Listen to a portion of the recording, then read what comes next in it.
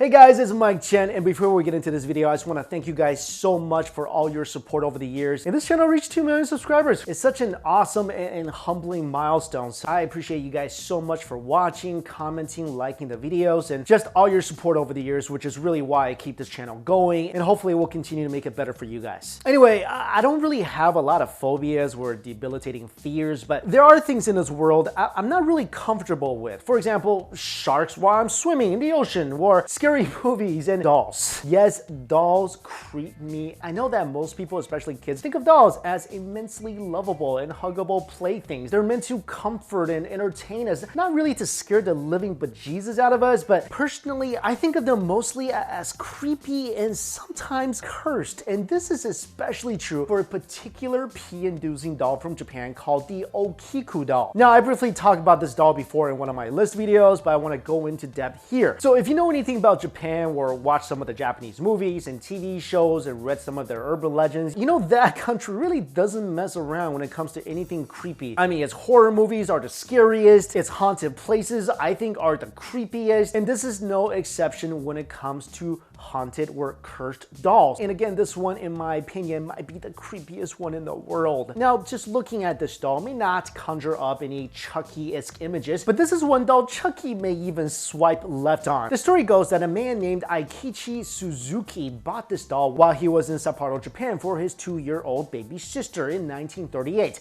The doll, as you can see, is wearing a traditional Japanese kimono. It has black eyes and hair covering its porcelain face. When the man brought his sister the doll, the sister, whose name is Okiku, loved the doll so much she even named it after her. But unfortunately, a short time later, the girl fell ill and eventually passed away. In her remembrance, her family placed the doll in their household altar and began to pray to it every day. This is where things begin to become weird. The hair on the doll, which was originally a neat shoulder length, has started to grow. It was soon at the knees of the doll, and even when the hair was trimmed, it soon grew right back. The family, believing that Okiku's spirit has inhabited the doll, decided to, instead of burning it right away with holy fire, they gave it to Mannenji Temple in Hokkaido, Japan before they moved away. The doll to this day is still in a wooden box at the temple where you can still see it, and it's probably the only doll in the world that needs regular haircuts because the hair, it just keeps growing. Even though there's still no plausible explanation as to why or how Okiku doll's hair continues to grow, scientific research has concluded that the figurine's hair is indeed akin to that of a young child, probably Okiku in this case. But I just want to bring up another possible explanation. I don't believe that the doll is inhabited by Okiku's spirit. I believe the doll is actually possessed by a Hari Onago, or long-haired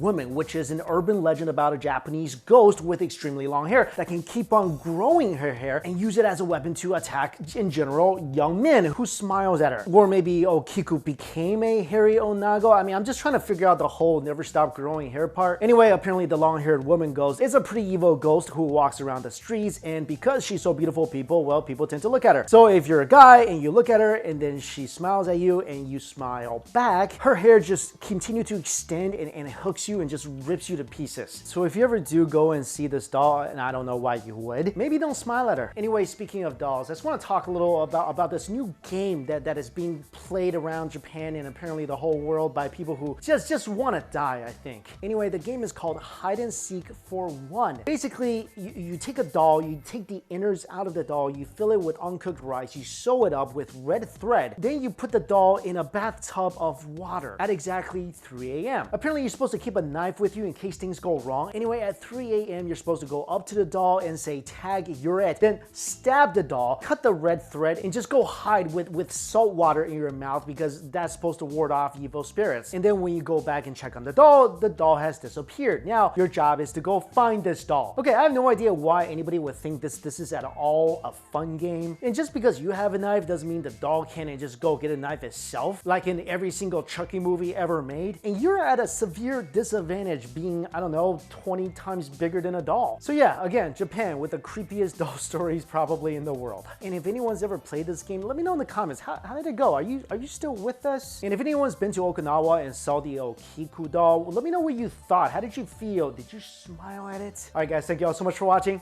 I'll see you later.